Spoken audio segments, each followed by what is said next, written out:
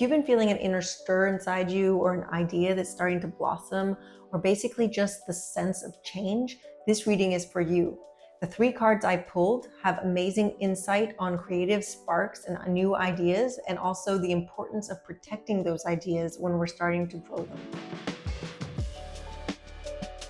July is the first full month of summer, and there's so much energy here with everything in bloom and the long days. And if you're anything like me, it's also like where I start to feel alive in my body and just feels good to be in my skin. So today's spread is inspired by this early summer energy. For the first question, what is blossoming for you in July? We got the Daughter of Swords, aka the Page of Swords. For the second card, where do you naturally shine? We got the Hermit.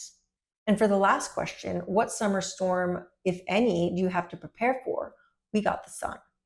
This is such an interesting and really intriguing combo. Let's dive in. So for the question, what is blossoming for you in July? We got the Daughter of Swords. Swords and tarot have to do with our thoughts and our mind. And the daughters, or the pages, are the youngest of the court cards. And the Daughter of Swords is very alert and curious. She's smart and she always has fresh new ideas. And to me, what this card is saying is that what's blossoming for you in July is that your sense of curiosity, your inner observer, but also maybe some new ideas are starting to just come to you. Maybe it's a new career path that keeps pulling at you, or maybe it's a class that you've been curious to take, or you've been wanting to start a podcast or write a book, or maybe it's even just the realization of something about yourself.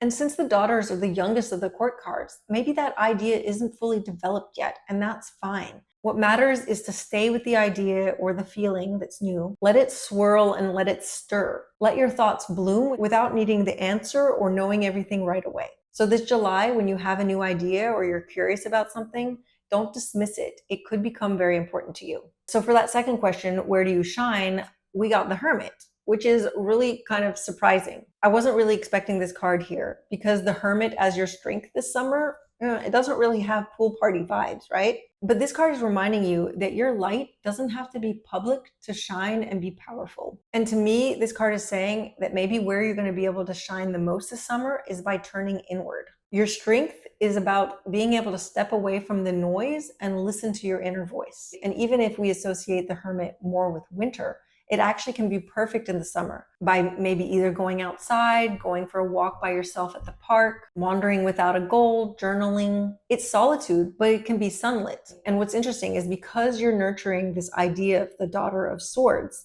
this solitude is probably going to be something that's priceless to you, because it might be when you're alone that's where you find the most inspiration and motivation for this idea. But also because when our ideas are in the seedling phase, it's really important to protect them from the influence and ideas of others. And that's where being a hermit can be really important. And now for that third question, what is the storm we're preparing for? We got the Sun, which is really kind of perplexing, because the Sun is often considered one of the most positive and good cards of the deck. And here in the position of what we're supposed to be preparing for, it's just a little intriguing. But here's the thing, the sun and bright lights can sometimes be overwhelming or too much, especially if you're in the hermit mode and you're trying to work on having your own light, your own guidance. I find it super interesting to see the difference between the light in these two cards, because the sun, it seems almost external, as if it's coming from outside. And sometimes that can outshine your own little light if you're not careful. Or maybe it's about being pulled towards other people's lights, comparing yourself or chasing external validation. Light coming from others can be so bright and it can sometimes be blinding. Maybe it's about the pressure of feeling that you have to show up or be visibly happy or even just be on when you're actually wanting to be in hermit mode. And maybe you're going to have to navigate between, commitments you made months ago where you were thinking you were going to want to be social during summer, but now you're not. And the message here is don't lose your center. Not everything that's glowy or shiny is good for you right now. The light that you're cultivating internally is just as important, if not more. So to summarize, I feel like the month of July is going to be really important for you in terms of ideas and new, fresh kind of ways of thinking. And they might seem small at first, but since there are 2 major arcanas that follow, I think it's something meaningful and it's going to really be important for your path ahead.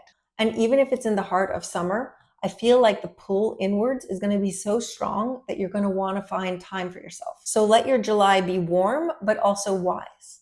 I'm sending you so much love and lots of laughter as you let yourself bloom and shine, but on your own terms and with your own light. Thanks so much for watching. I'll see you next video.